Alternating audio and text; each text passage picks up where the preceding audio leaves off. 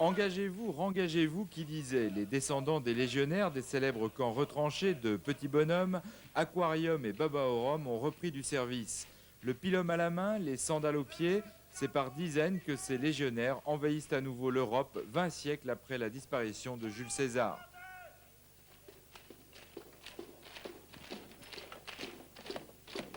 La passion de l'archéologie, l'histoire et surtout l'histoire militaire, je pense que je suis né avec ça. Dans la famille, on me traite d'être né avec l'armure, donc il n'y a aucun problème.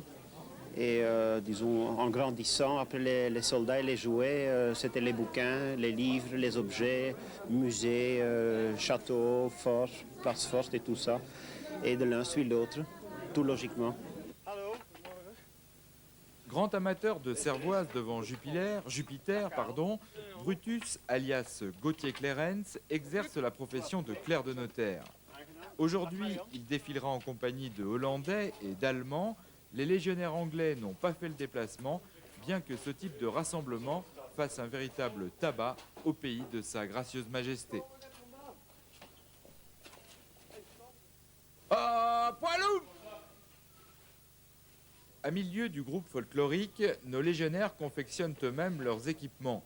Sur base des documents archéologiques les plus récents, ils privilégient le travail du fer, du cuir, du bois, du laiton et même de l'os. Mais que les amoureux des légionnaires d'Astérix se rassurent, ils ne seront pas dépaysés. Seul le vert des tuniques a été remplacé par un rouge plus historique. Mais pour enfiler l'équipement, la réalité rejoint véritablement la fiction.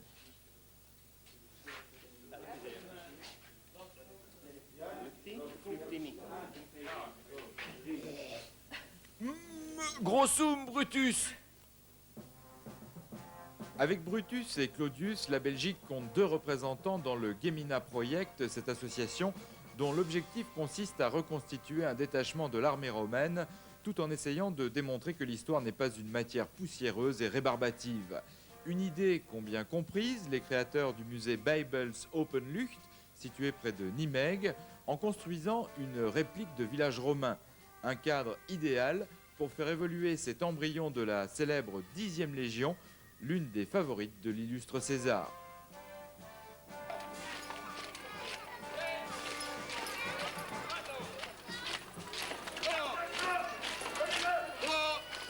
C'est l'équipement typique du temps de Vespasien et de Titus, les empereurs qui ont succédé à Néron. Et il consiste donc le casque qui est en fer avec l'armure qui est faite de lamelles de fer également. Puis il y a donc le ceinturon et le glaive. Il y a le pilum, disons l'arme de jet, et le bouclier qui termine l'armement de base de ce légionnaire. L'équipement tel qu'il est là coûte combien? C'est difficile à dire, mais disons, quand nous manufacturons des équipements pour un musée ou un autre groupe, ça dépend entre 35, 40, 60 000 francs, selon les exigences. Excusum, no comprendum, debutum.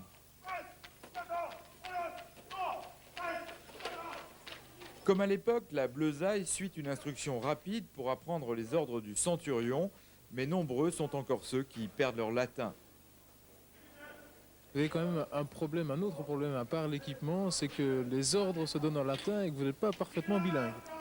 Non, à ce point de vue-là, non, mais enfin, ça s'apprend, quoi.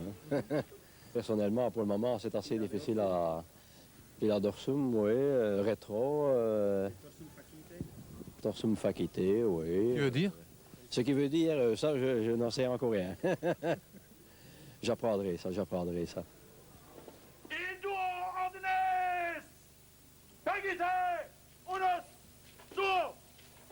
C'est bien connu, l'effort s'accreuse et après avoir exécuté les célèbres formations d'attaque comme la tortue, la colonne se dirige vers les cuisines pour y déguster les spécialités des romeillères et autres bocuse de l'époque.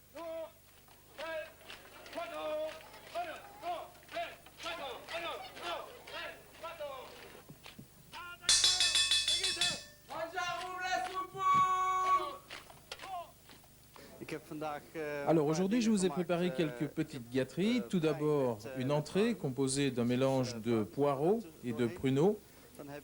Ensuite, des saucisses à la moutarde avec des cornichons, des asperges généralement servies à l'huile d'olive, des pommes séchées, des œufs à la sauce aux pignons, voilà d'ailleurs la sauce, et enfin des petits pains aux herbes.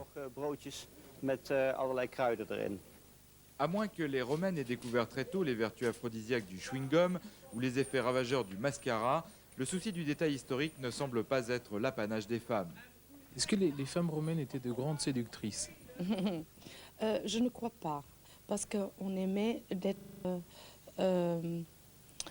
réservé.